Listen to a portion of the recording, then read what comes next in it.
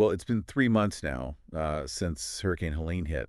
Yeah. And It seems like a lifetime ago. it does. Yeah. Life here in Asheville, let me tell you, is far from back to normal. Mm. We're tucked away in these mountains, beautiful mountains, but Mm-hmm. the scars of the storm are everywhere. Yeah. Homes were washed away. Landslides changed the whole landscape. Mm. And we had so many people going weeks without power. Oh, yeah. It's been really rough. It's hard to grasp the scale of the devastation until you see it firsthand. Oh, absolutely. I read reports about the Veterans Restoration Quarters being destroyed. Oh, gosh, yeah. A place that was providing housing and support for veterans. Yeah. Can you imagine those folks? I mean, they've already faced so many challenges. Oh, yeah. And then they suddenly lose the support system that they relied on. It's just devastating. It's heartbreaking. And it's not just individual buildings. Right. It's entire communities. Yeah. Like half the residents from that huge apartment complex on River Road, they're gone. They're just displaced, scattered. Yeah, they've lost everything. Everything. And then you have Biltmore Village, a historic area. Oh, yeah. It's charming, the shops and the businesses, a lot of it's just gone, washed away by the floodwaters. Yeah. And the thing is, Asheville thrives on tourism. Right. Especially during the holidays. Yeah. This year, it's like a ghost town. Really? Yeah. Biltmore Estate, usually decked out for Christmas, Right. is operating on a limited basis. Wow. That famous gingerbread house competition. Canceled. Oh, no. And so many of those unique shops and restaurants, they're just gone. Wiped off the map. The economic impact is just staggering. Yeah. Buncombe County is projecting nearly $600 million in lost revenue. Wow. That's just a devastating blow to businesses, families, the entire region. I keep thinking about Jessie Dean, Oh, yeah. the owner of Asheville Tea Company. She lost her entire manufacturing facility. Oh, wow. $500,000 in assets. Gosh. All because of the flooding. Yeah. And her story is not unique. Right. The unemployment rate here has skyrocketed. Yeah. People are struggling to make ends meet. Right. And rebuilding seems like a distant dream for many. It's important to remember that recovery isn't just about rebuilding those physical structures. Right. It's about rebuilding lives and livelihoods. And that sense of normalcy that was so abruptly shattered. Yeah, and amidst all this hardship, Yeah. there are these glimmers of hope. We've been reading about these Amish volunteers Oh, yeah. who traveled all the way from Pennsylvania to come and help. That's amazing. Yeah, they've been building temporary shelters for folks who lost their homes. Just giving them a place to stay while they figure out their next steps. Now, that's a fascinating example of community support Yeah? that just transcends geographical and cultural boundaries. Right. Imagine a group of Amish craftsmen Yeah. known for their traditional way of life Yeah. coming to the aid of a modern city like Asheville. It's amazing. It really speaks volumes about their values Yeah. and their commitment to helping those in need. And what's amazing is they've already built 12 of these tiny homes Wow. and donated supplies worth around $300,000. That's incredible. And they haven't asked for anything in return. Really? No media attention, no fanfare, just quiet, determined commitment to lend a hand. It's a testament to the human spirit, isn't it? Yeah. That even in the face of such widespread devastation, there's this outpouring of compassion and support from these unexpected sources. It's truly inspiring. But one thing that's been really interesting Yeah. is how many folks around here Right. are hesitant to rely on government assistance, Yeah. even with so much need. That's right. There's a notable reluctance to depend on FEMA aid in many parts of the affected area. I know. It seems counterintuitive. It does it first. Yeah, but when you delve deeper, Yeah. it speaks to a strong sense of self-reliance that runs deep in this region. It's like they're saying, we appreciate the offer, Yeah. but we'll handle this our way. Right. But how are they managing to rebuild with so much resistance to outside aid? Yeah. And what does this mean for the long-term recovery of the area? Those are questions worth exploring. Yeah. What's fascinating here is how this disaster has exposed the cultural nuances of a community, revealing not just its vulnerabilities, but also its deep-seated values and coping mechanisms. Okay, let's unpack this a bit further. Okay. What are some of the factors contributing to this reluctance to accept government aid? Okay. And how is it impacting the recovery efforts on the ground? Well, it's a complex issue with roots in self-reliance, maybe a bit of mistrust of government, and a strong desire to rebuild within the community on their own terms. But the practical realities of rebuilding after such a catastrophic event are undeniable. Right. Let's delve into some of those complexities next. It's fascinating, isn't it? It really is. This push and pull between the need for help and the desire to rebuild independently. Yeah. I mean, we're talking about folks who've lost everything. Right.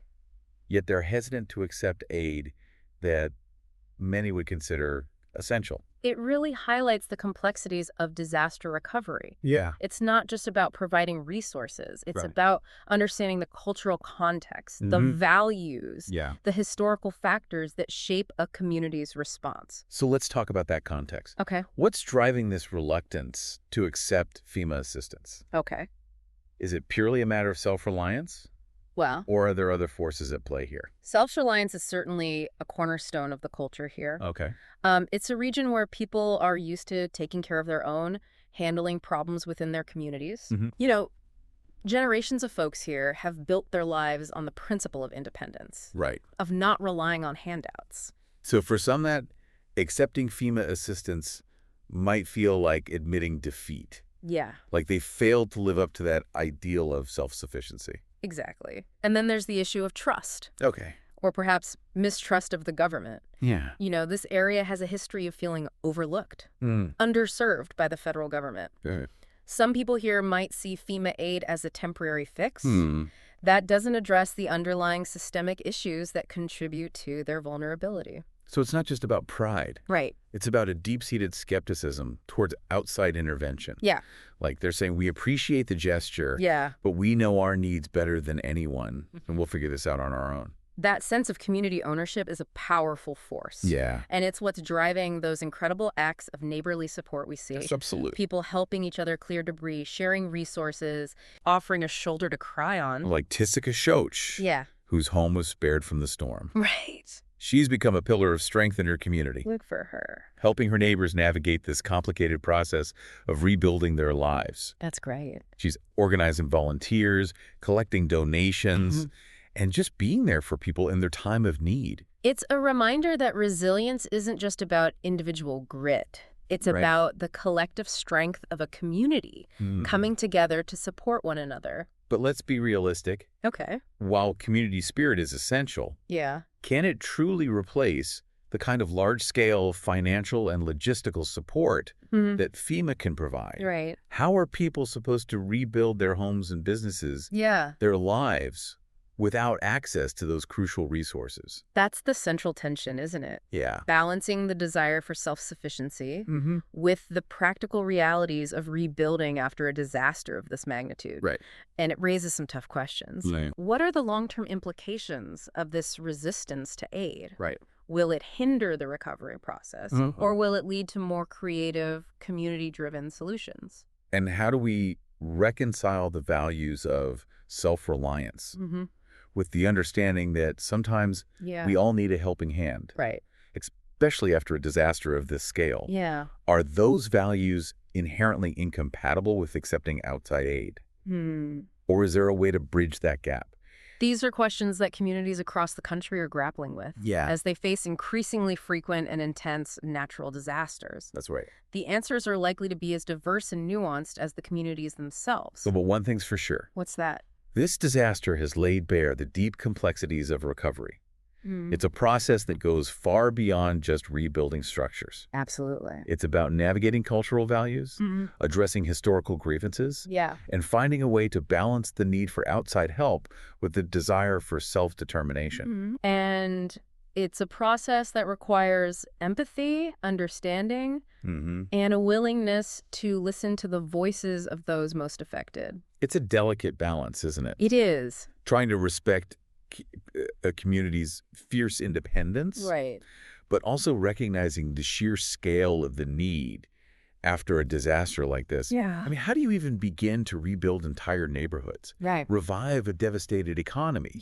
Address the trauma that people have experienced without some level of external support? That's the heart of the matter, and it's where the stories of those Amish volunteers become even more remarkable. Absolutely. They're not just offering a helping hand, they're providing a tangible solution that aligns with the community's values. Exactly. These aren't lavish homes they're building. No. They're simple, functional shelters. Right. Just enough to get folks out of tents or temporary housing. Yeah. Give them a sense of stability, a place to call their own. Yeah, a place to start. As they rebuild. Exactly. It's like a perfect blend of practicality and compassion. It is. And think about the symbolism of it all.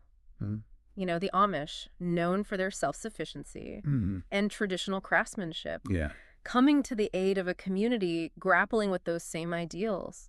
That's powerful. It's a powerful message of solidarity, of shared values and action.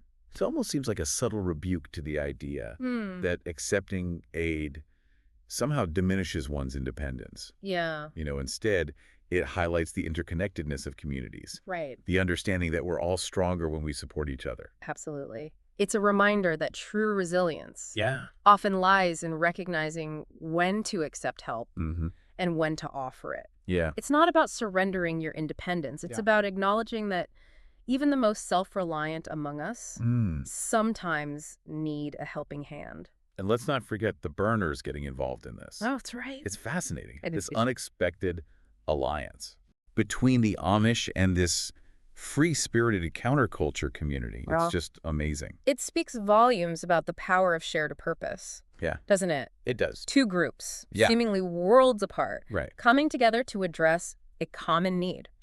It's a reminder that even in our increasingly polarized world, there's still room for collaboration, for finding common ground in the face of adversity. It also highlights a crucial point. Okay.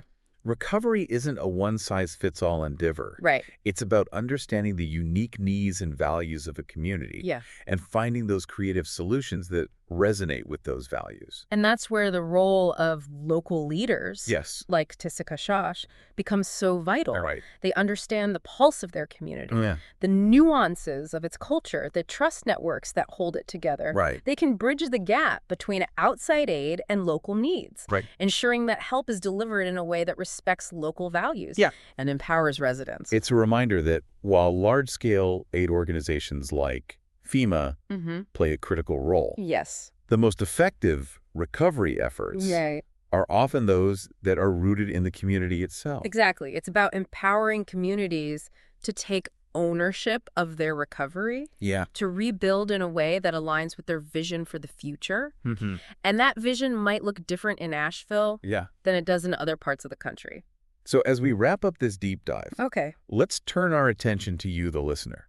We've explored the complexities of recovery in Asheville. We have. The tension between self-reliance and the need for assistance, and the inspiring examples of community resilience. What resonates with you?